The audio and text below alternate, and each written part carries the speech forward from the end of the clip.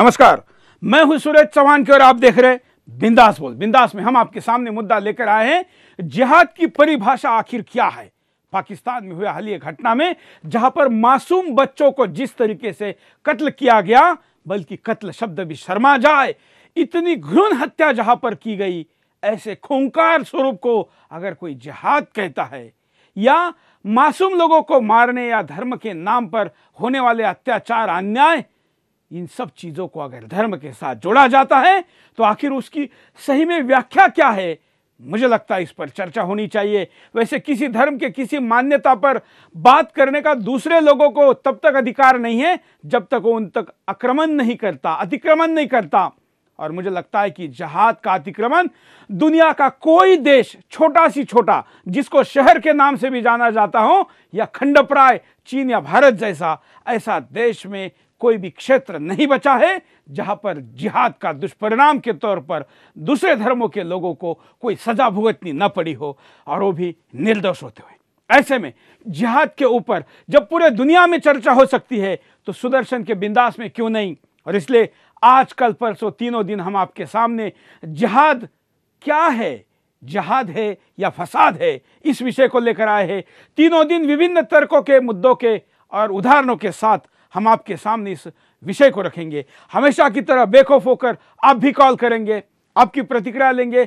हमारे साथ विशेष अतिथि भी, उनके पास भी जाएंगे, लेकिन पहले डिटेल में मुद्दे को देखते हैं। पर औरतों को और बूढ़ों को इस्तेमाल कर रहे हैं आप। अपनी जिल्लत का बदला लेने के लिए कई बेकसूर लोगों की जानें ले रहे हैं आप। चंद लोगों की नाइंसाफी की वजह से सारे मुल्क को अपना दुश्मन समझते हैं आप। कुछ इल्म भी है आपको कि आपकी इन हरकतों की वजह से हिंदुस्तान के बाकी मुसलमानों को कितना शर्मिंदा होना पड़ता।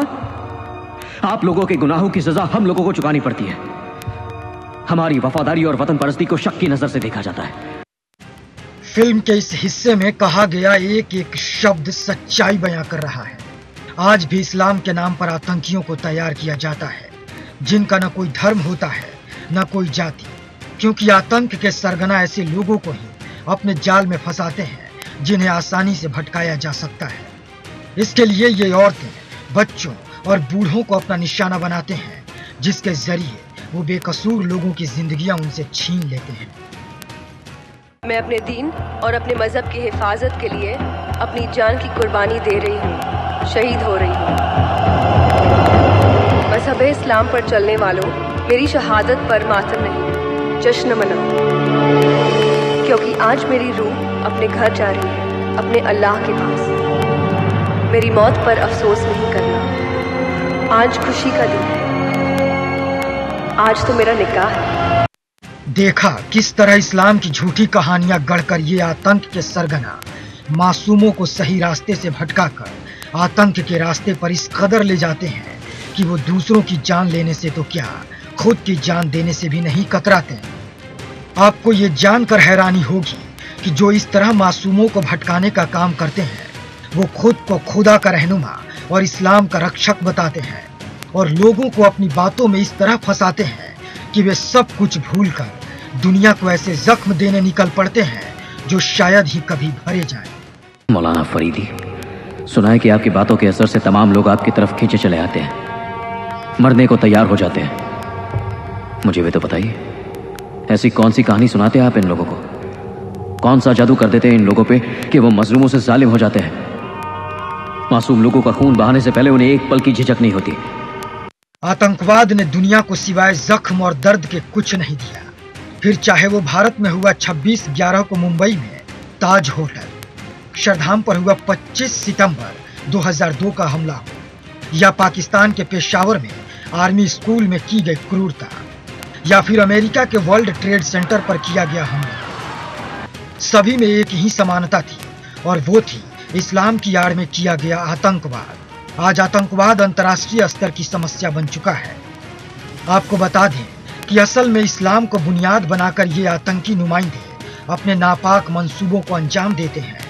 इस्लामी धर्म ग्रंथों में कुछ ऐसी अवधारणाएं हैं जिनकी गलत व्याख्याओं ने इस्लाम के मूल स्वरूप को ही बदल दिया है। गैर मुसलमानों ने ये काम अपने निहित स्वार्थों को सिद्ध करने के लिए किया, तो कुछ मुसलमानों ने अपने गलत कामों को सही ठहराने के लिए इनका सहारा लिया। अगर कुरान की बात करें तो कुरान में साफ लिखा है कि इस्लाम धर्म किसी पर अत्याचार की इजाजत नहीं देता। अगर कोई भी शख्स किसी भी समुदाय, धर्म या जाति के लोगों पर अत्याचार करता है तो कुरान इसके लिए संघर्ष करने की इजाजत भी देती है। इससे तो साफ है कि इस्लाम और कुरान के नजर में जिहाद का कहीं जगह नहीं है। लेकिन कुछ तथाकथित जिहादी अपने आप को इस्लाम का रहनुमा बताकर इस्लाम के नाम पर खून खराबा करवाते हैं और दुनिया को तबाह करने की साजिश में लगे रहते हैं। Bureau report, Sudarshan news. तो यह मुद्दा है और इस मुद्दे पर आपको बात करनी है, हमें चर्चा करनी है, चिंतन करना है, मंथन करना है। यह कार्यक्रम किसी धर्म की भावनाओं को आहत करने की नहीं, बल्कि उस भावनाओं को ज्यादा स्पष्ट करने के लिए है जो कि लोगों को आहत करती है। इस पैकेज में आपने तमाम वो सारे बातें सुनी होगी जो आपको अमूमन सारे टीवी चैनलों पर या कहीं पर भी बोलने में मिलती है। ये कहा जाता है कि इन आतंकियों का कोई धर्म नहीं होता, लेकिन दुर्भाग्य यह है कि पकड़ा जाने वाला आतंकी जिहाद इस इस्लाम के शब्द से प्रेरित होकर जिहाद करता है। फिर ऑस्ट्रेलिया में पकड़ा गया हो या उल्टी दिशा में अमेरिका में पकड़ा गया हो, मेक्सिको में पकड़ा गया हो, ऊपर उत्तर ध्रुव से लेकर दक्षिण ध्रुव तक या किसी भी कोने में जाने वाला आतंकी इस जिहाद शब्द से ही आखिर क्यों प्रेरित होता है? और अगर होता है तो यह धर्म के साथ जुड़ा हुआ नहीं है, ऐसा कहना मूर्खता है या खुद को ऐसा समझाना है जो असत्य है। मेरे साथ 4 विशेष अतिथि भी इस कार्यक्रम में जुड़े रहेंगे। आप भी बड़ी संख्या में, जो हमेशा की तरह करोड़ों की संख्या में जुड़ते हैं और हजारों लोग फोन करते हैं, अपनी बात को रखते हैं, आप भी जुड़े रहेंगे। हमारे साथ है महामंडलेश्वर जितेंद्र सरस्वती जी, हमारे साथ है महेंद्र पाल आर्य जी जो आज वैदिक प्रवक्ता है, लेकिन मैं आपको इनका विशेष परिचय बता दूं कि आर्य जी पहले इमाम रह चुके हैं मस्जिद के और इस्लाम छोड़कर ये हिंदू धर्म में आए हैं, वेदों का विचार करते और आप वैदिक प्रवक्ता के तौर पर हमारे साथ जुड़े हुए। हमारे साथ जुड़े हुए हैं करण सिंह जी भी। हम सबका स्वागत करते हैं और साथ में तेलंगाना से भी हमारे साथ जल्दी एक अतिथि जुड़ेंगे, उनके पास भी चलेंगे, आप भी हमारे साथ जुड़े रहेंगे। सबसे पहले हम चलते हैं महेंद्र पाल आर्य जी के पास। आर्य जी, इस विषय पर करने के लिए जब मैंने पहली बार फेसबुक पर पोस्ट डाला कि मैं जिहाद पर कार्यक्रम कर रहा हूं, तो कई लोगों ने, खास करके हिंदू ने ही मुझे कहा कि ऐसा कार्यक्रम नहीं करना चाहिए।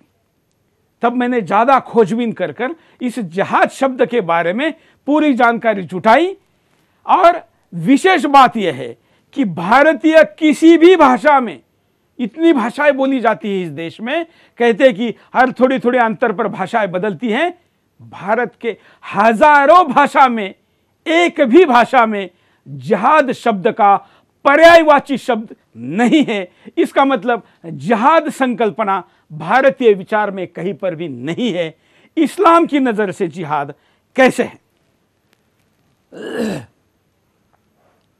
बोलिए। माननीय चौहान साहब, मैं नमस्ते के साथ आपको साधुवाद और धन्यवाद देता हूं कि दुनिया के लोग जिस विषय से भागते हैं और आप उसी विषय को गले लगाते हुए अपने चैनल के माध्यम से सच्चाई को दुनिया वालों के सामने प्रस्तुत करना चाहते हैं। इसीलिए आपने अपना चैनल का नाम भी सुदर्शन रखा है। और मैं चाहूँगा कि आपका जो सवाल है उसका मैं हवाला इस्लामिक ग्रंथों से दूं। बिल्कुल, यही हम चाहते हैं। मेरे पास एक ये किताब है, इस किताब का नाम है मिसबाहुल लुगात, अरबी शब्दकोश। और इसी अरबी शब्दकोश के अंदर में पहले हम जिहाद शब्द को ढूंढ लेते हैं कि जिहाद का परिभाषा इन शब्दकोश के लेखक ने किया दिया है। और ये अबुल फजल अब्दुल हफीज़ बलियावी ये इनके लेखक हैं। अरबी उर्दू डिक्शनरी इस किताब का नाम है। अब यहाँ जिहाद शब्द आया है। देखिए, जिहाद दीन के खातिर और अल्लाह के कलमा को बुलंद करने के लिए जंग। मैं नहीं कह रहा हूँ, ये किताब जिसमें अंडरलाइन मैं ये कर रखा हूँ, और इस किताब में ये बताया गया है कि जिहाद क्या है। जिहाद शब्द का अर्थ क्या है कि दीन को फैलाने के लिए, अल्लाह के दीन को स्प्रेड करने के लिए जो लड़ाई लड़ी जावे, उस लड़ाई का नाम जिहाद है। अब इस जिहाद को शब्दकोश से मैंने दिखाया। मैं एक प्रमाण और भी देना चाहूँगा कि जो हदीसों में बुखारी शरीफ सबसे मोतबर हदीस इस्लाम में माना जाता है, और इन बुखारी शरीफ हदीस में जो उर्दू अनुवाद है उसका 3 हिस्सा है, 3 भाग है।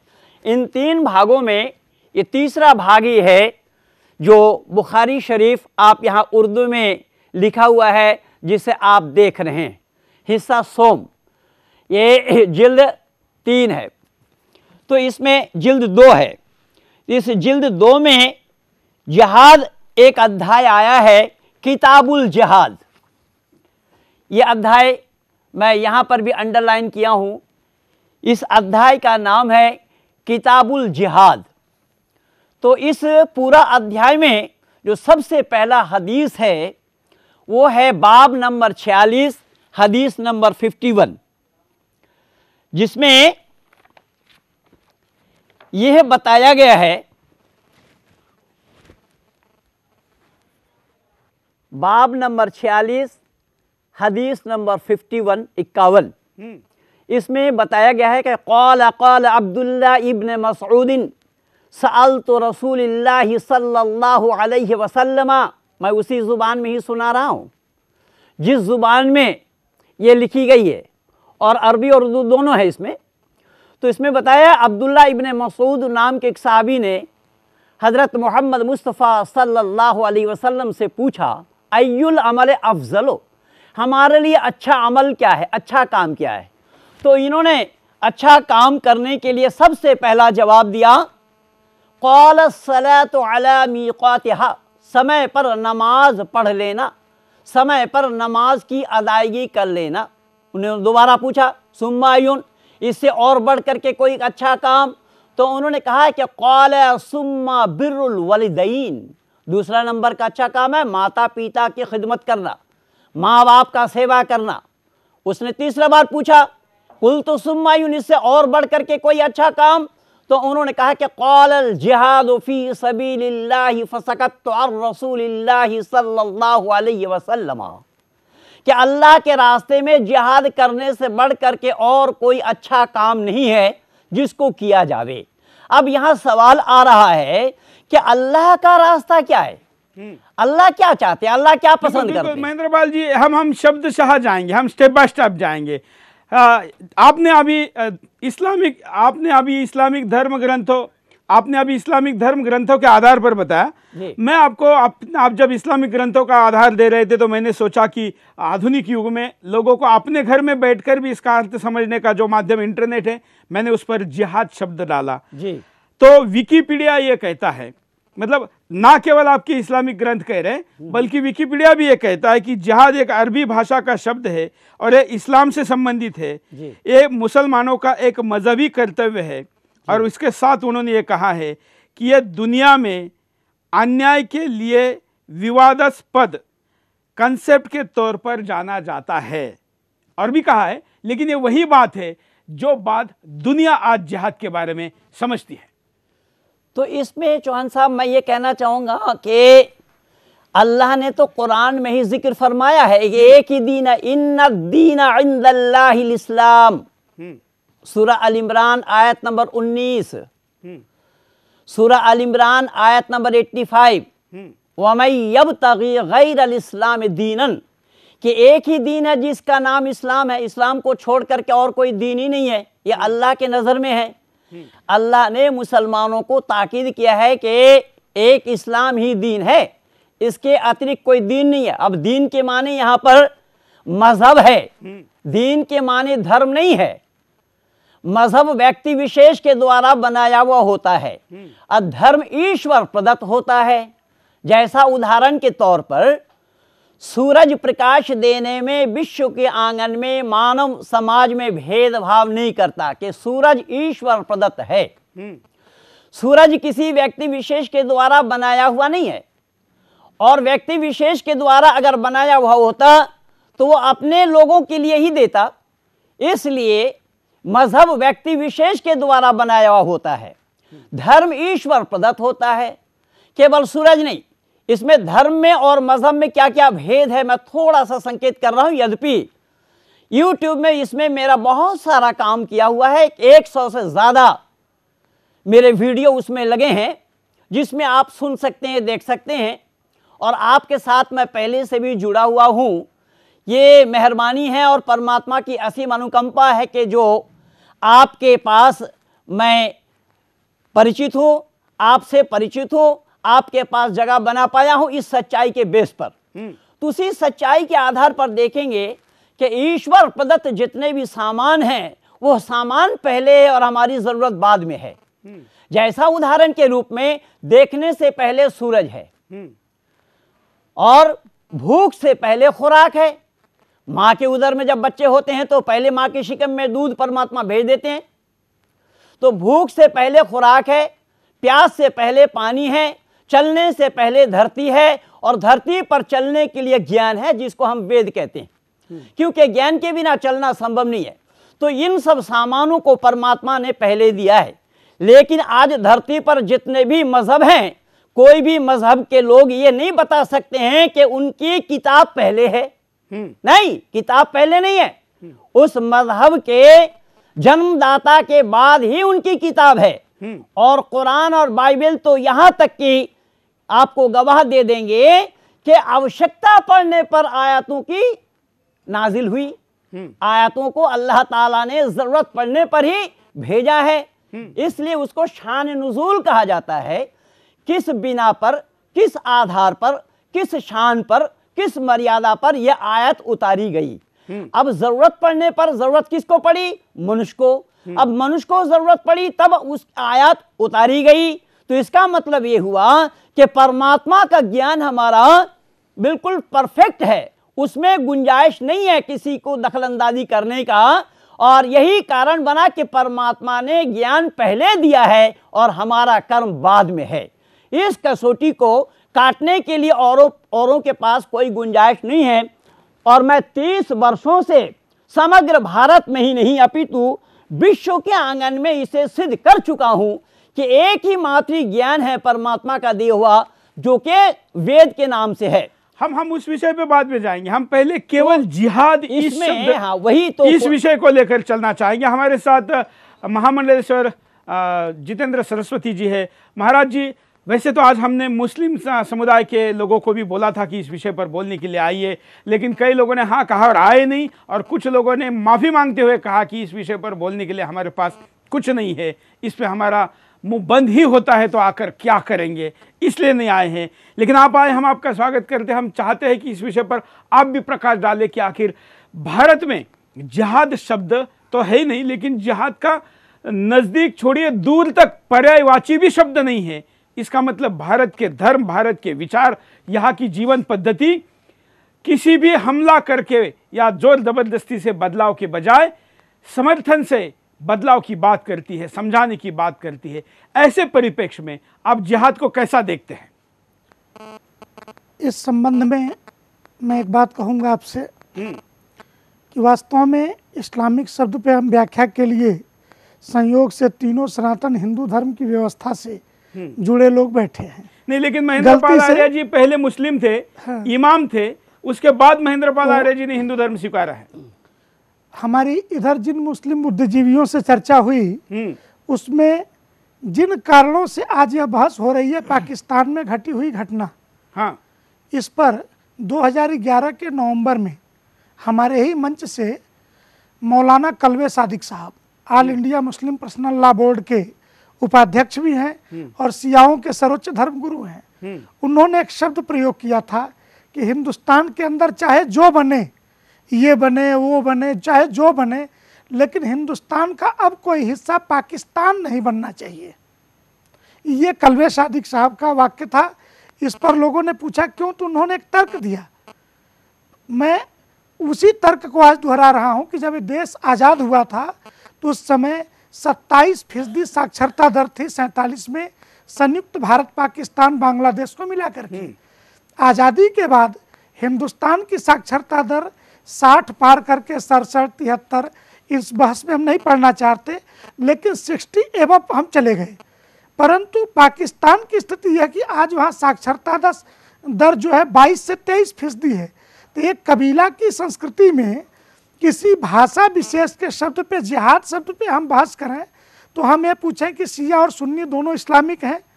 तो हमने कल परसों में भी एक खबर देखी होगी कि ये ISIS नाम का जो संगठन है, इसने शिया गर्भवती महिलाओं को फांसी पे लटका दिया, इसने गोली मार दी। तो हम पूछें कि अगर काफिरों को गोली मारने की बात थी तो ये शिया तो कम से कम काफिर नहीं थे, ये भी तो 5 वक्त के नमाजी थे। तो कहीं न कहीं ये जिहाद की आड़ में पूरे उन दोनों में से जन्नत में कौन गया? मारने वाला गया या मरने वाला गया? वो तो कयामत के दिन तक इंतजार करना पड़ेगा। गया तो कोई नहीं जन्नत में। कयामत के दिन इसका फैसला होगा कि जन्नत में और जहन्नुम में कौन जाएगा। लेकिन सवाल ये खड़ा होता है कि ये धर्म की कौन सी व्याख्या है? पूरी दुनिया थू थू कर रही है, ये इस्लाम की कौन सी व्याख्या है?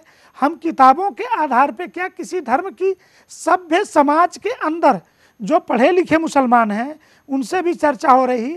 और मुझे खुशी है एक बात की, एक हिंदू धर्माचार्य के नाते मैं इस बात को आपसे कह रहा हूँ कि मैंने अखबारों की रिपोर्टें भी देखी। बाकी आज मुसलमान अपने बच्चे को बचाना चाहता है इस जिहाद नामक शब्द से। वो चाहता है कि ये हिंदू विद्यालय में पढ़ने चला जाए, इसके संस्कार ठीक हो जाए। नहीं, लेकिन क्या वो अपने बच्चे का नुकसान ना हो इसलिए चाहता है या दूसरे का नुकसान हो तो उसे कोई आपत्ति नहीं है? देखिए, जब दूसरे के घर में नुकसान होता है तो बहुतों को सिनेमा की तरह से मजा आता है।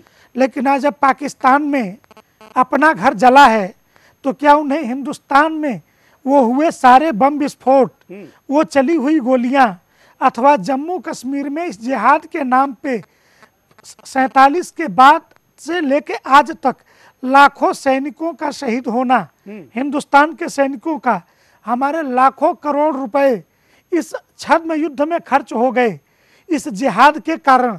तो ये सब कुछ जब हमारा जल रहा था तब तो वो मजे ले रहे थे। लेकिन आज उनके यहाँ जब 132 लाशें गिरी, उनके बच्चों की उनके अपने घर में गिरी, उनके अपने तालिबानियों ने गिराई, जिनको कल तक उन्होंने शरण दे रखी थी। तो इसका जब दर्द जाके उनको जिहाद शब्द पर आपत्ति और इसके बदला और अपने बच्चों को जिहाद से बचाने की सेना कह रही है, सूझ रही है। हम आपके पास दोबारा आते हैं, हमारे साथ कई कॉलर जुड़े हुए हैं। बिंदास में हमेशा हम कॉलर को भी बोलने का मौका देते हैं, क्योंकि हिंदुस्तान का एकमात्र ये टीवी शो है जो लोगों को अपने घर में या जहां भी बैठे हुए हैं वहां से वीडियो में और वॉइस में अपने प्रतिक्रिया को देने की बात करता है। कॉलर के पास चलते हैं। जय हिंद। हाँ सुरेश जी नमस्कार। बोलिए। हाँ जय हिंद, अशोक पंचाल दिल्ली सागरा से। हाँ सुरेश जी, मैं एक बात पूछना चाह रहा हूँ, मतलब हिंदुस्तान के मुसलमानों से और पाकिस्तान से बाहर जो भी मुसलमान लोग रहते हैं उनसे, कि जिहाद का अर्थ क्या है और जिहाद का अर्थ अगर अच्छे के लिए है या बुरे के लिए है, वो इसी पर चर्चा चल रही है। जरा बात को आप बढ़ाने की दिशा में बात करें तो ज्यादा अच्छा रहेगा। अगले कॉलर के पास चलते हैं, उनकी बात सुनते हैं। जय हिंद। हेलो सुरेश जी, बोलिए। मैं आपका शो का बहुत ही फॉलो कर रहा हूँ बहुत ही दिनों से। आजकल आज के दुनिया में लगता है कि जिहाद के बारे में कोई बात करना ही नहीं चाहता। वैसे में आप शो कर रहे हैं, बहुत ही अच्छा कर रहे हैं। आपने हाल ही में देखा था कि कमल हसन की एक मूवी आई थी, उसको पूरे दुनिया में तो पूरे इंडिया में बैन किया गया था। लेकिन आज पीके मूवी आई है, उसमें हिंदू धर्म गुरु को अपहेलन कर रहे हैं, कोई कुछ नहीं कह रहा है। ये क्या हो रहा है भारत में? इतना ही कहना चाहता हूँ। बिल्कुल, धन्यवाद। इस्लाम के बारे में बोलने वाला मुसलमान भी अगर है तो भी उसको बख्शा नहीं जाएगा, लेकिन भारत के तथाकथित सेकुलरिस्ट जो है उनकी बात अगर हम सुनेंगे तो लगता है कि खुद के मुंह पर तमाचा मारकर हंसने वालों को पागल नहीं तो और क्या कहना चाहिए। अगले कॉलर। जय हिंद। सुरेश जी बोलिए। हाँ सर, मैं इकबाल अब्दुल्ला बोल रहा हूँ गुजरात से। बोलिए इकबाल भाई। हाँ जिहाद सर, जिहाद के बारे में आपने प्रोग्राम लाया, बहुत अच्छा काम किया सर। आज मैं बताता हूँ जिहाद क्या है। जिहाद तो हमारे प्रधानमंत्री नरेंद्र मोदी जी ने बताया कि जिहाद क्या होता है। पूरे देश में उन्होंने ऐलान किया कि सब स्कूल में मौन रखे, और आपने खुद ने संसद के अंदर सब संसद सभ्यों को बोला कि मौन रखे। इसका नाम जिहाद है, जो हमदर्दी बताता है। और जिहाद इन हरामियों ने, जो पाकिस्तानियों ने जो किया है, ये जिहाद नहीं है। इस्लाम इसकी इजाजत नहीं देता। नहीं, लेकिन केवल पाकिस्तानियों ने किया ऐसा नहीं है। ऑस्ट्रेलिया में भी हुआ, चाइना में भी हो रहा है, बांग्लादेश में हो रहा है, श्रीलंका में हो रहा है, यूरोप में हो रहा है। वो क्या है? ये सब हो रहा है। ये सिर्फ शैतानी काम है सर। इस्लाम में इसकी कहीं इजाजत नहीं है। इस्लाम में कहीं इसकी इजाजत नहीं है। अगर इजाजत है तो हमदर्दी की इजाजत है। नहीं तो फिर ऐसे लोग, जिहाद करने वाले लादेन या बगदादी जैसे लोगों के टी शर्ट पहनने वाले, उनके फोटो जेब में रखने वाले भारतीयों को क्या कहेंगे? किसके?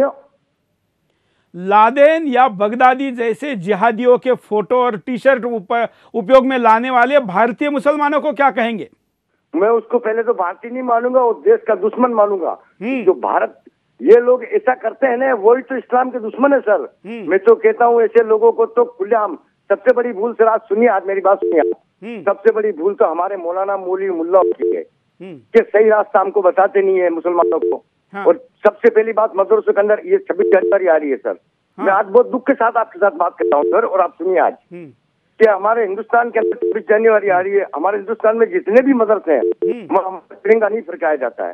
तिरंगे को सलामी दी जाती है। क्यों नहीं दी जाती? मैं मौलवियों से और मुल्ला से पूछता हूँ, तुम अगर देशभक्त हो तो तिरंगे को सलामी दो, और हर बच्चे को ये तालीम सिखाओ कि देश की रक्षा कैसे होती है, इस्लाम क्या बताता है देश के बारे में। लेकिन आज अफसोस के साथ बोलता हूँ कि जितना भी बिगाड़ा करते हैं हिंदुस्तान का या दुनिया में कोई भी मुल्क में, ये दाढ़ी बड़ी बड़ी रख लेते, टोपी लगा लेते और बेवकूफ बनाते हैं सर। बस यही मेरा कहना था सर। मैं महेंद्रपाल आर्य जी के पास चलूंगा। महेंद्रपाल जी हमारे रेगुलर कॉलर है, काफ़ी साल से दर्शक है, इकबाल भाई ये गुजरात से है। इन्होंने जो बात कही, इस पर मैं आपकी प्रतिक्रिया चाहूँगा। कहना चाहूँगा कि इन भाई साहब को इस्लाम के बारे में कुछ भी जानकारी नहीं है। ये 6 कलमा भी नहीं जानते हैं। इस जिहाद शब्द को कुरान के अंदर में ढूंढें तो कुरान में अल्लाह ने जिहाद शब्द कहा या नहीं कहा, उसका क्या मीनिंग्स बताया है, उसको देखिए। मैं एक हवाला दे रहा हूं केवल, ऐसे ही अनेक हैं।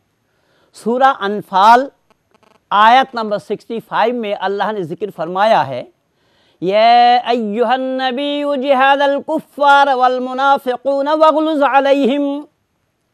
ऐ नबी, तुम जिहाद करो काफिर और मुनाफिकों के खिलाफ। तुम अगर 20 हो तो 100 काफिरों पर भारी पड़ोगे। तुम अगर 100 हो सब्र करने वाले तो 1000 काफिरों पर भारी पड़ोगे। ये अल्लाह खुद फरमा रहे हैं। तो इन्होंने कुरान को कब जाना? ये कह रहे हैं कि कुरान में नहीं है। अरे कुरान में तो परस्पर विरोधी बातें हैं। एक ही आयत मैं बताया हूं, ऐसे अनेक आयतें हैं। सूरा तौबा देखिए, आयत नंबर 5, आयत नंबर 14, आयत नंबर 20, आयत नंबर 19। आप उसे बोल के भी दिखाइए, क्योंकि इसी हमने तमाम मुस्लिम उन भाइयों को यह कार्यक्रम देखने के लिए कहा है जो आज कार्यक्रम में इसलिए नहीं आ पाए कि उनको भी जिहाद शब्द मंजूर नहीं। अल्लाह ने अनेक जगह वक़ातिलहुम हत्ता ला तकून फितनतुन व यकून अद-दीनु लिल्लाह, कि जब तक अल्लाह का दीन तमाम दुनिया में फैल ना जावे, काफिरों को जहां पाओ वहीं कत्ल करो। मैं नहीं कह रहा हूं, कुरान कह रहा है। और इसको चरितार्थ किया है जो आंखों देखा हाल बांग्लादेश राइफल फोर्स वालों ने हमारे भारतीय 16 सैनिकों को अमानवीय तरीके से मार करके उसी कुरान पर अमल करते हुए दिखाया है। तो अभी जो कॉलर थे महेंद्रपाल जी, जो कॉलर थे एक राष्ट्रवादी मुस्लिम थे, तो क्या इनको ये कंफ्यूज है? आपको ये पता होना चाहिए, मुस्लिम जितना भी राष्ट्रवादी हो, इस्लाम में उसके लिए कोई गुंजाइश नहीं है। अब्दुल रशीद के लिए कोई जगह नहीं है इस्लाम में। क्या शहीद कहने की उनकी इजाजत नहीं है? खान अब्दुल गफ्फार खान जो हमारे उपराष्ट्रपति रहे, उन्हें भी शहीद नहीं कहा गया और ना कहने की इजाजत है। शहीद वो है जो काफिरों के हाथ से मरता है। इस्लाम में शहीद उनको कहा गया है। यहां पर तो अल्लाह ने साफ कहा है, वबश्शिरिल्लज़ीना आमनू व आमिलुस्सालिहात अन्ना लहुम जन्नातिन तजरी मिन तहतिहा अल-अनहार। वहां पर नेक अमल करने वाले वो जो ईमान लाने वाले होंगे। अब मोदी जी ने जो खवैया के बन करके जो कश्मीरियों के ऊपर जो उपकार किया है, मैं तो अल्लाह से भी सवाल किया, क्या अल्लाह, क्या मोदी भी जन्नत के हकदार हैं? कोई मौलाना बता दे, कोई मुसलमान बता दे कि हाँ गैर मुस्लिमों को भी अल्लाह ताला जन्नत में भेजेंगे। यहां बात मुसलमानों की नहीं है, बात यहां सिद्धांत की है। इस्लामिक सिद्धांत क्या है, कुरान क्या है, हदीस क्या है, उनको सामने रखना पड़ेगा। मुसलमान से हमारी कोई गुरेज नहीं है, मुसलमानों से हमारा कोई द्वेष नहीं है। हम सिद्धांतिक चर्चा करते हैं और परमात्मा की असीम अनुकंपा है। इस सिद्धांतिक चर्चा को मैं लगभग 30 साल से करता आ रहा हूं। हम करण सिंह जी के पास चलते हैं। करण सिंह जी, इस विवाद पर आपकी क्या टिप्पणी है? देखिए, जहाँ तक ये प्रसंग चल रहा है, इस पर बड़े बड़े सभी अपने अपने तरीके से जो है परिभाषाएं दे रहे हैं। जैसा पंडित महेंद्रपाल जी ने कहा, कुरान से उन्होंने प्रमाण दिया, तो इसे सभी जो है मुसलमानों को स्वीकार करना चाहिए। दूसरा ये है कि जहाँ तक मेरा मंतव्य है, जिहाद शब्द जो है उसका जो परिभाषा आनी चाहिए वो इस प्रकार से है कि अपनी बुराइयों को मारने के लिए जिहाद होना चाहिए। हमारे अंदर में जो काम, क्रोध, द्वेष आदि, लोभ आदि प्रवृत्तियां हैं, जो हिंसक प्रवृत्तियां होकर के जो है समाज को जो है हमारे द्वेषित करती हैं, तो इन्हें हमें समाप्त करने के लिए जिहाद अपने आप से करना चाहिए। और इसका मानवता के लिए सबसे बड़ा प्रमाण यही है कि वही मनुष्य बन सकता है। करण सिंह जी जिहाद का हिंदूकरण कर रहे हैं क्या? जी जी, बिल्कुल सही कह रहे हैं आप। जिहाद शब्द को मैंने किताब का हवाला दिया, और वो किताब मेरी लिखी हुई नहीं है, वो किताब मेरी बनाई हुई नहीं है। इस्लाम जगत के विद्वानों ने लिखा है, इस्लाम जगत के विद्वानों ने कहा है। जिहाद का परिभाषा वहां पर बताया कि इस्लाम को फैलाने के लिए, अल्लाह के दीन को प्रचारित प्रसारित करने के लिए जो गैर मुस्लिमों से लड़ाई लड़ी जावे, उस लड़ाई का नाम जिहाद है। अब बहुत सारे सेकुलरवादी नेता इसको जद्दोजहद कहते हैं, जैसे हमारे भाई करण सिंह जी कह रहे हैं, लेकिन इसमें इस्लाम के दृष्टि में क्या है, हमें उसको देखना चाहिए। अपने बुराइयों को समाप्त करने के लिए, तो बुराइयों को समाप्त करने के लिए अल्लाह के हुक्म देंगे। अल्लाह तो मानव बना करके मानव को बता दिया है कि तुम मानव हो, अफजलुल मखलूकात हो, तुम ये करोगे इसके एवज में ये मिलेगा, ये करोगे ये मिलेगा। तो अपने आप उसमें अल्लाह हुक्म क्यों देंगे? कि जैसा मैं बोला ना, या अय्युहन, तो नबी को कहा अल्लाह ने खुद कि जिहाद करो काफिर और मुनाफिकों के खिलाफ। अब ये अपने आप को दूर करने के लिए बता रहे बुराइयों को, तो 20 काफिर 100 मुसलमान, 20 मुसलमान 100 काफिरों पर भारी पड़ेंगे, इसका क्या तात्पर्य होगा? और इसमें आत्मा की बात कहां पर है? आत्मा की बात कहां है करण जी? आत्मा तो अल्लाह जानते ही कहां है आत्मा की बात? नहीं, इसमें आत्मा की बात नहीं है, इसमें तो मानवता की बात आ रही ना। तो मानवता की बात वहां का, जो मानवता की हत्या की जा रही है, मानवता पर कुठाराघात किया जा रहा है कि 20 मुसलमान 100 काफिरों पर भारी पड़ोगे, ये अल्लाह का फरमान है। तो आप वहां मानवता की कौन सी बात लागू करना चाहते हैं मेरे मित्र? नहीं, वहां मानवता की बात नहीं, वहां तो सीधा बात है कि मानवता, यहाँ तो एक प्रचार केवल मानवता की जा रही कि मानवता क्या है। की ही समस्या ऐसा नहीं है, देश के तमाम उन सेकुलरिस्टों की समस्या है जो अपने आप को उदारवादी दिखाने के लिए उस हमले के लिए एक तरीके से उस जमात को तैयार करे जो उनके शब्दों पर भरोसा रखकर आंख बंद पर विश्वास करती है। रुकते छोटे से ब्रेक के लिए, ब्रेक के बाद दोबारा आएंगे बिंदास बोलचाल।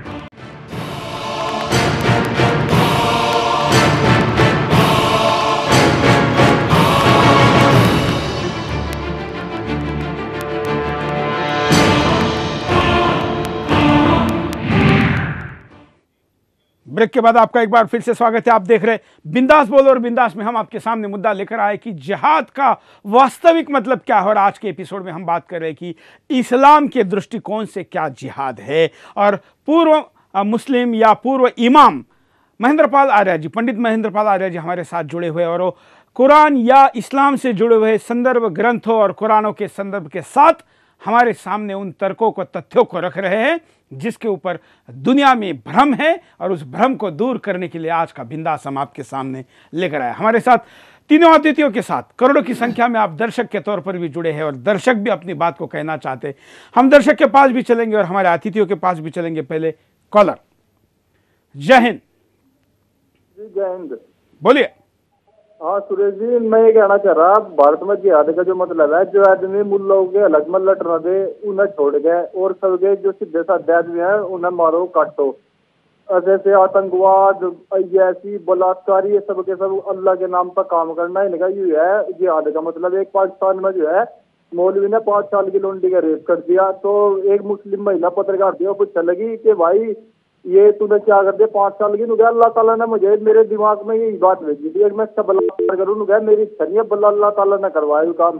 बताओ यार, कैसा जिहाद है? साले डूब के मत जाओ। बिल्कुल, आप जिस वीडियो की बात कर रहे हैं, मैं कल के एपिसोड में इसको जरूर दिखाऊंगा। आर्य जी के पास चलते हैं। आर्य जी, जो बात इस स्कॉलर ने कही है, आखिर भगवान के नाम पर, या हम कहे इस्लाम की बात करें तो अल्लाह के नाम पर, ये जिहाद शब्द से कुछ भी करने की छूट इन लोगों ने ले ली है, या ऐसा इनको सिखाया जाता है जैसे कुछ लोग कह रहे हैं, जो कि गलत भी हो सकता है? दोनों में से क्या सच्चाई है? इसमें सच्चाई ये है कि कुरान और हदीस हमारे पास मौजूद है। अब कुरान के फरमान से अलग तो नहीं जा सकते। आज से लगभग 20 साल पहले तबलीन सिंह जी को मैं ये दर्शाया था कि तबलीन सिंह जी भी ये कह रही थी कि इस्लाम के नाम से गैर मुस्लिमों को मारो काटो लूटो पीटो की बातें नहीं हैं। और उनको जवाब देते हुए मैंने ये लिखा था कि कुरान में गैर मुस्लिमों को जीने का हक नहीं, उसमें कुरान का मैं सारा हवाला दिया हुआ था। तो कहने का तात्पर्य मेरा ये है, मैं इसके बीच में भी कई लेख लिखा हूँ जो आपको भी दिया हूँ अपने नेट के माध्यम से। तो मैं तो इन्हें जो बगदादी साहब कर रहे हैं, मैंने तो उसके ऊपर ये लिखा कि आय अल्लाह, जन्नत के असली हकदार कौन है, शिया या सुन्नी? और उसमें मैंने ये दिखाया कि अल्लाह के पास भी इसका जवाब नहीं है। तो जब अल्लाह भी जवाब नहीं दे सकते, इस्लाम वाले ये जो कुछ भी जिहाद के नाम से या यत्र तत्र जैसा जो कुछ भी हो रहा है वो इस्लाम के नाम से हो रहा है, तो लोग इस्लामियों को कोस रहे हैं। लेकिन मेरा मुद्दा वो नहीं है। इस्लामी तो उसी पर ही अमल कर रहे हैं जो उनको अल्लाह ने हुक्म दिया है। तो अल्लाह ने तो मुसलमानों को साफ शब्दों में ये बताया, ला यत्तखिज़िल मोमिनूनल काफिरीन औलिया मिन दूनिल मोमिनीन वमन यफ़अल ज़ालिका फलैसा मिनल्लाहि फ़ी शय्इन इल्ला अन तत्तक़ू मिन्हु तुक़ा व युहज़्ज़िरुकुमुल्लाहु नफ़्सहु व इलल्लाहिल मसीर। हमारे गुजराती भाई साहब जो बतला रहे थे, अब देखिए कुरान में यहाँ पर जो आयत मैंने सुनाया, ये सूरह आल इमरान आयत नंबर 28, यही आयत सूरह अन्निसा आयत नंबर 144, यही आयत सूरह मायदा आयत नंबर 57 में अल्लाह ने मुसलमानों को ताकीद किया कि मुसलमान, तुम मुसलमानों को छोड़कर काफिरों से दोस्ती न रखो, दिली और जुबानी। अगर तुम दोस्ती रखते उन काफिरों से तो मैं अल्लाह ताला तुमसे दोस्ती नहीं रखता। अब वो इस्लाम वाले कुरान पे अमल करेंगे या तबलीन सिंह जी के बात पे अमल करेंगे या बाबू सुरेश चौहान के जी के बात पे अमल करेंगे या महेंद्र पाल के बात पे अमल करेंगे, तो कुरान में जो हुक्म इस्लाम वालों के लिए अल्लाह की दी हुई है तो अक्षरशः इस्लाम वाले उस पे अमल करते हैं। अब जो ये कह रहे हैं कि इस्लाम में जिहाद नहीं है, अरे इस्लाम में जिहाद नहीं है तो जिहाद आया कहां से? ये तो आपने भी ये हवाला दे दिए हैं अब तक कि ये जिहाद का पर्यायवाची किसी भी लैंग्वेज में कहीं पर भी भारत में नहीं आया। तो जब हम ये देख रहे हैं, जान रहे हैं, इसके बावजूद भी कोई ये कहे कि कुरान में जिहाद शब्द नहीं है या कुरान जिहाद के नाम से इस्लाम वाले जो कर रहे हैं इस्लाम के खिलाफ हैं, ये बात बेतुकी है। उन लोगों को इस्लाम के संदर्भ में कुरान को जानना चाहिए। तो जहां पर अल्लाह ने गैर मुस्लिमों से दोस्ती तक रखने के लिए मुसलमानों को मना किया है, तो वहां पर आप भाईचारा की बात कहां करेंगे, किससे करेंगे? वहां तो मना किया अल्लाह ने। नहीं तो क्या इसका मतलब दुनिया पूरी दुश्मन है? हाँ, अल्लाह के नजदीक दुश्मन है। अल्लाह ने तो साफ कहा, इन्ना दीना इंदल्लाहिल इस्लाम, एक ही दीन है जिसका नाम इस्लाम है। वमन यब्तगी गैरल इस्लामी दीनन, ये एक ही दीन है जो इस्लाम के सिवा अल्लाह के नजर में किसी की कोई गुंजाइश नहीं। अब एक जीते जागता प्रमाण मैं आपको दे रहा हूं, और आपको याद है बखूबी, आप एपिसोड चलाए हैं उस पर भी, कि पिछले दिन दारुल उलूम के वाइस चांसलर ने जब मोदी जी की बात कही उनको हटाया गया या नहीं गया? हाँ। अच्छा, अब सफाई की बात आई। अब उसी दारुल उलूम में सफाई की बात आई तो वहां पर भी उनको सावधान बरतने के लिए कह दिया गया है कि आप सावधान हो जाइए। तो ये क्या है? क्या ये मानवता पर कुठाराघात नहीं है? कहां मानवता की बात कर रहे हैं? मतलब आप दूसरे गैर मुस्लिमों का कुछ भी नहीं स्वीकार करेंगे? बिल्कुल, अल्लाह के नजदीक में कोई गुंजाइश नहीं है। अल्लाह ने उनको बिल्कुल बातिल किया हुआ है, बिल्कुल बाद दिया हुआ है। अल्लाह ने उसको इंसान में शुमार ही नहीं किया, सही पूछिए तो। चलिए, धन्यवाद। मैं दर्शकों को कहूंगा कि कार्यक्रम में भले ही कोई मुस्लिम प्रतिनिधि नहीं आया हो, लेकिन इस वक्त भी अगर कोई जुड़कर अपनी बात को, या महेंद्र पाल आर्य जी कह रहे ये गलत है या इनके तर्कों के खिलाफ कुछ बोलना चाहता है, तो हम स्वागत करेंगे। हम कहेंगे कि आप कॉल करिए, ऐसा ना कहे कि हमें बात रखने का मौका नहीं दिया। स्क्रीन पर नंबर चल रहे। दुनिया का कोई भी आदमी इस विषय पर बात करना चाहता है, क्योंकि हम बातचीत के साथ, तर्कों के साथ बात को आगे बढ़ाना चाहते हैं। अगले कॉलर के पास भी चलते हैं। जय हिंद जी। हेलो, बोलिए। हेलो, क्या कहना है आपको? जी नमस्ते, मैं आकाश दीक्षित बोल रहा हूँ रामनगर से। हाँ जी, मैं आपसे ये शेयर करना चाहता हूँ कि आपने ये जो कार्यक्रम चलाया तो बहुत ही अच्छा है, और आपने जिहाद की चर्चा छेड़ी है, तो मैं आपको एक चीज बताना चाहता हूँ। एक वाकया हुआ था मेरे साथ, मैं 2009 में गया था दिल्ली। हाँ। तो मैं अपने एक मुस्लिम दोस्त से साथ गया था, और मैं मस्जिद में गया तो मैंने भी टोपी लगा ली, वो भी टोपी लगाया था। तो मैंने उससे ये कहा था कि ये पूछे कि मतलब कि ये जिहाद, मैंने उस टाइम ये चर्चा चल रही थी काफी, तो मैंने पूछा था जिहाद क्या होता। उन्होंने कहा था पूरे विश्व में इस्लाम को स्थापित करना ही जिहाद है।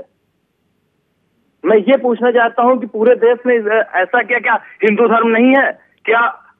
मतलब कि हिंदू धर्म नहीं है, अन्य कोई धर्म नहीं है, ये जिहाद पूरे विश्व में क्यों स्थापित? आर्य जी ये बराबर बोल रहे हैं जी।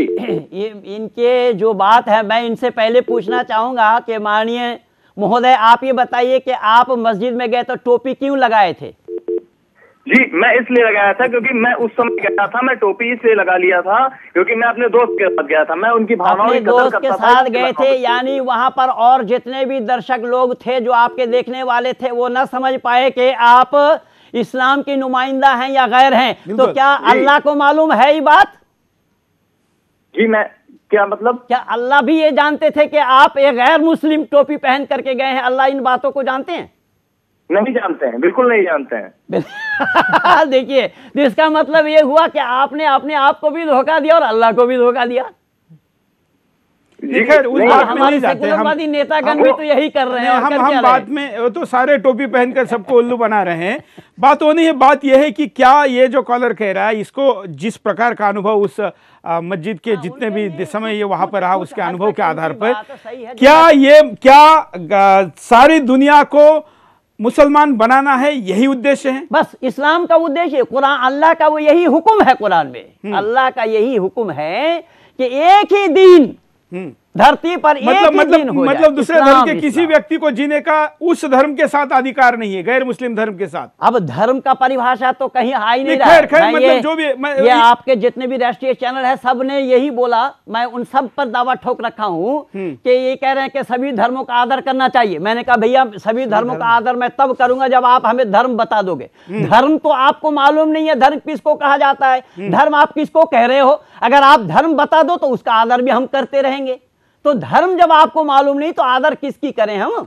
बिल्कुल बिल्कुल। तो इसका मतलब ये होगा कि नरेंद्र मोदी को भी मुसलमान बनाना है, सुरेश चौहान के को भी बनाना है, और कोई सेकुलर शरद पवार होगा उसको भी बनाना है। जी जी जी, ये तो फरमान अल्लाह का है, मेरा नहीं है। मैं किसी मुसलमानों पर दोष नहीं लगा रहा हूं। फिर मैं दोहरा रहा हूं इन बात को, क्योंकि मैं किसी मुसलमान पर दोष इसलिए नहीं लगाता कि वो तो कुरान को ही फॉलो करेंगे, कुरान को फॉलो करने के बाद ही उनका नाम मुसलमान होगा। और एक खूबी की बात मैं आप लोगों को और बता दूं, जो इस इस्लाम के दायरे में आएंगे, अल्लाह ने उनको ईमानदार कहा, और ईमानदार का विलोम शब्द क्या है? तो अल्लाह ने सबको बेईमान बता दिया है। अब बेईमान हमारे यहाँ गाली है, अल्लाह ने कितने सहज भाव से दुनिया वालों को गाली दे रखा है। चलिए, खैर इन बाकी विषयों के लिए चर्चा का बड़ा टाइम चाहिए, और हम लोगों को अनाउंस करके भी ऐसे विषयों के लिए बुलाएंगे। आज हम जिहाद पर बात करें। हमारे साथ करण सिंह जी जुड़े हुए। करण सिंह जी, आपकी कोई प्रतिक्रिया? नहीं, जैसा आप पंडित जी ने बताया और उन्होंने कुरान का, हदीस का हवाला दे करके ये सामने रखा, और इससे स्पष्ट भी हो गया तो इसमें तो यही कहना है, क्योंकि हम तो भारत के लोग जो हैं, वैदिक धर्म के मानने वाले लोग, सभी लोग जो है हिंदू लोग, वो तो वसुदेव कुटुंबकम को लेकर के चलते हैं। और ये जिहाद जिस प्रकार का पाकिस्तान में देखा गया और या चीन आदि में, सिडनी आदि में देखा जा रहा है, वहां से सारा ये प्रकरण सामने आता है कि भाई वो कुरान के ही मानने वाले लोग मिलते हैं। तो इससे तो ये लगता है कि मानवता खतरे में है और इससे उन्हें समझना चाहिए और समझ करके जो है मानवता को बचाने का हम सभी का मिलकर के धर्म है। और मानवता केवल जो है वो उसी मैं महामंडलेश्वर जितेंद्र सरस्वती जी के पास जाऊंगा। महाराज जी, एक तरफ एक ऐसा धर्म जो कि समूचे विश्व को ही नहीं बल्कि विश्व के चराचर की भी चिंता करते हुए उसको अपनाने की बात करता है, उसके आज़ादी की बात करता है, उसकी शांति की बात करता है, जिसका पहला शब्द ही विश्व शांति से शुरू होता है। ये नहीं देखा जाता कि किस धर्म का, किस पंथ का, किस पूजा पद्धति का, यहाँ तक कि भगवान को न मानने वाला नास्तिक भी सुख, शांति, संपन्नता व्यक्त करे, ऐसे धर्म को आप प्रतिनिधित्व करते हैं। दूसरी तरफ एक व्याख्या यहाँ पर महेंद्र पाल आर्य जी कर रहे, ये दोनों धर्म आमने सामने अगर लड़ेंगे भी, तो लड़ने नहीं चाहिए लेकिन लड़ेंगे भी तो क्या स्थिति रहेगी?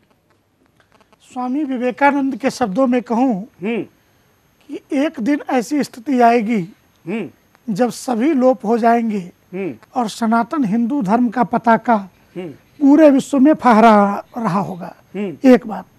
दूसरी बात कि आज जो आपने चर्चा का विषय लिया जिहाद, तो ये बेसिक गलती इस्लाम के धर्म ग्रंथों की है कि हम जानते हैं कि इस्लाम की निगाहों में पूरी दुनिया सिर्फ दो भागों में है, दारुल हरब और दारुल इस्लाम। तो दारुल इस्लाम वह हिस्सा है जहाँ पे कुरान के अनुसार शासन चलता है, दारुल हरब वह हिस्सा है जहाँ पे कुरान के अनुसार अथवा अल्लाह पर ईमान लाने वाले लोग शासन नहीं कर रहे हैं।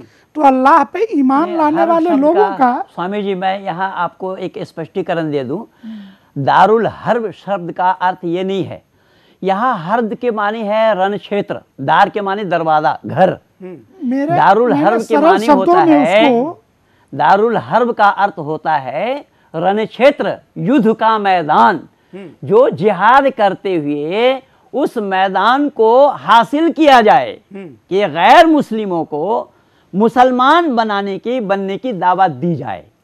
ये है, जब इस्लाम स्वीकार कर लेंगे तो तब दारुल इस्लाम होगा, दारुल अमन कहलाएंगे। मेरे कहने का मतलब ये था सरल शब्दों में कि दारुल हरब वाले हिस्से को दारुल इस्लाम में बदलना, ये इस्लाम का बेसिक कंसेप्ट है। जी। इसके कारण से इस्लाम के मानने वालों से शांति की अगर हम अपेक्षा करते हैं तो ये शायद रेगिस्तान में पानी ढूंढने जैसा है। ये एक प्रश्न है।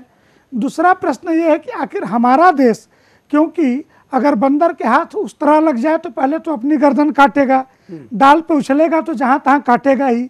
पाकिस्तान में हाल यही है। वो एक असफल राष्ट्र है 67 वर्षों का। तो एक असफल राष्ट्र के अगर परमाणु संयंत्र इन आतंकवादियों के हाथ लग जाते हैं तो पहले तो वो अपनी खोपड़ी पे फोड़ेंगे, शिया सुन्नी के बीच में पटकेंगे, और पटकेंगे तो जो उसका रेडिएशन होगा उसका दुष्प्रभाव हम भी झेलने के लिए यहाँ तैयार रहें। तो ये मरेंगे तो आपस में लड़ करके मरेंगे, दुर्भाग्य से मरेंगे इनके में हम भी।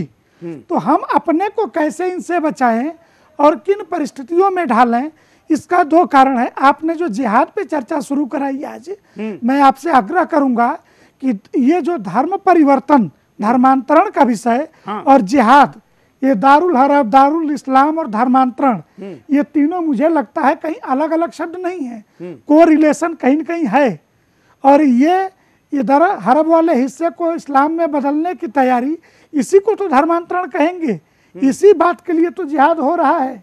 तो भारत की संसद में जो चर्चा का विषय है वो आपके चैनल के स्टूडियो में भी चर्चा का विषय है। ये पूरी दुनिया में चर्चा का विषय है। पूरी दुनिया सहमी हुई है जो जिहाद के नाम पर अपने ही धर्म के छोटे से बच्चों को, जिनको शायद धर्म नाम का शब्द पता नहीं है, जिनको कुछ भी पता नहीं है, ऐसे लोगों को, जिन्होंने शायद बंदूक लेकर आने वाले उन शैतानों को चाचा भी कहा होगा, ऐसे लोगों को मारने के बाद अब तो दुनिया में चर्चा है। मैं चौहान साहब एक शब्द आपसे शेयर करना चाहूँगा। बिल्कुल। और मैं आपसे ये बिल्कुल विनम्र भाव से ये कहूँगा कि जिस पाकिस्तान की चर्चा हम कर रहे हैं या विभिन्न चैनलों के माध्यम से हो रहा है, कल भी मैं देख रहा था, वहाँ वो फिरंगी जी को बुलाया गया था जो अपने लखनऊ वाले हैं। हाँ। तो यहाँ पर जो चर्चा हो रही है पाकिस्तान से, और पाकिस्तान से हम उम्मीद लगाए बैठे हैं, ये बिल्कुल बेमानी बातें हैं, क्योंकि ये दुनिया के लोगों ने देख लिया है कि पाकिस्तान जैसे कितने गद्दार लोग हैं कि जिस अमेरिका के आर्थिक सहयोग लेते रहे पाकिस्तान, और उसी आर्थिक सहयोग लेकर के अमेरिका से और अमेरिका का शत्रु को पालते रहे। अब इससे बड़ा और बेईमानी, इससे बड़ा और गद्दारी तो क्या था? क्या इसको भी जिहाद कहेंगे? हाँ भाई है, वो तो भाई उसका हिस्सा है, उसका हिस्सा है। और ये तो उस हिसाब से कहा जाए तो ओबामा मुस्लिम है। हाँ, तो फिर ओबामा का क्या होगा? ओबामा सही पूछिए तो एकदम मुस्लिम नहीं है, क्रॉसबीट है। उनको इस्लाम के बारे में भी दुर्बलता है और ईसाइयत के बारे में भी उसके अंदर में दुर्बलता है, लेकिन ये चीज दोनों एक ही है, मिलते जुलते हैं, थोड़ा थोड़ा अंतर है, ज्यादा भाव नहीं है। लेकिन वो बेचारा, मैं उनको धन्यवाद इसलिए देता हूं कि उन्होंने थोड़ा सा मानवता पर अमल किया है, और उसी मानवता पर अमल करते हुए हमारे वर्तमान भारत के प्रधानमंत्री का जो उन्होंने भव्य स्वागत किया है, वो केवल मानवता के आधार पर किया है कि ये व्यक्ति। चलिए, हालांकि अमेरिका और मानवता भी एक साथ साथ नहीं चल सकते। मैं महाराज जी के पास जाऊंगा। महाराज जी, आखिरी कमेंट। ये एक इंटरनेशनल कॉन्स्पिरेंसी का हिस्सा है सब कुछ। कहीं से भी हमारा जो मानना है, धर्म अधर्म की बहस तो तब होती है जब धर्म के पक्ष में ये जो हमारे आर्य साहब ने किताबें रखी हैं इस पर चर्चा हो। हम जानते हैं कि पाकिस्तान का राष्ट्रपिता घोर शराबी, सुअर का मांस खाने वाला, कभी नमाज नहीं पढ़ने वाला मोहम्मद अली जिन्ना, ये पूरी दुनिया जानती है इस बात को। ऐसे व्यक्ति को इस्लाम के एक स्टेट का राष्ट्रपिता मान लिया। दूसरी तरफ ये ओसामा बिन लादेन नाम का जो जीव था, ये अमेरिका जो इस्लाम का दुश्मन कहा जाता था, उसके पैसे पे पला लंबे समय तक। एक समय जो है सद्दाम हुसैन को पालने वाला, फिर ईरान को हथियार की सप्लाई करना, तो एक पूरा अंतर्राष्ट्रीय षड्यंत्र। इस षड्यंत्रों की कहानी में इन आतंकवादियों के हाथ धर्म ग्रंथों की आड़ में हथियार पकड़ाने का काम कुछ तथाकथित विकसित देश भी कर रहे हैं, जिसके कारण मानवता कलंकित होती है कहीं कहीं। सही कहा। चलिए, आज के लिए इतना ही, क्योंकि विषय तो 3 दिन हम चलाने वाले हैं। आर्या जी हमारे साथ तीनों दिन जुड़े रहेंगे, आप भी हमारे साथ हमेशा की तरह करोड़ों की संख्या में जुड़े रहेंगे। इसी मुद्दे पर हम बात करते हैं और ओपनली लाइव में जाहिर आह्वान करते हैं, पब्लिक अपील करते हैं कि मुस्लिम धर्म की तरफ से या उनके संप्रदाय की तरफ से अगर कोई आना चाहता है इस बहस में, तो हम उनका स्वागत करेंगे, वो आए और इस चर्चा में भाग ले, क्योंकि ऐसा न लगे कि एक तरफी चर्चा हो रही है। हालांकि ऐसा दावा कोई नहीं कर सकता, क्योंकि आर्या जी किताबों, उनके नंबरों, लाइनों, पेज के साथ अपनी बात को रख रहे। मैं फिर आपके सामने स्पष्ट करना चाहता हूं कि हम किसी भी धर्म के, किसी मान्यता के खिलाफ नहीं हैं, लेकिन कोई मान्यता दुनिया के खिलाफ जाने की अगर संदेश देती है तो उस पर तो हमको बात करना है। और इसीलिए चैनल, इसलिए मीडिया है, इसलिए पत्रकार है, और इसलिए हमने एक फेयर डिस्कशन आपके सामने रखा है।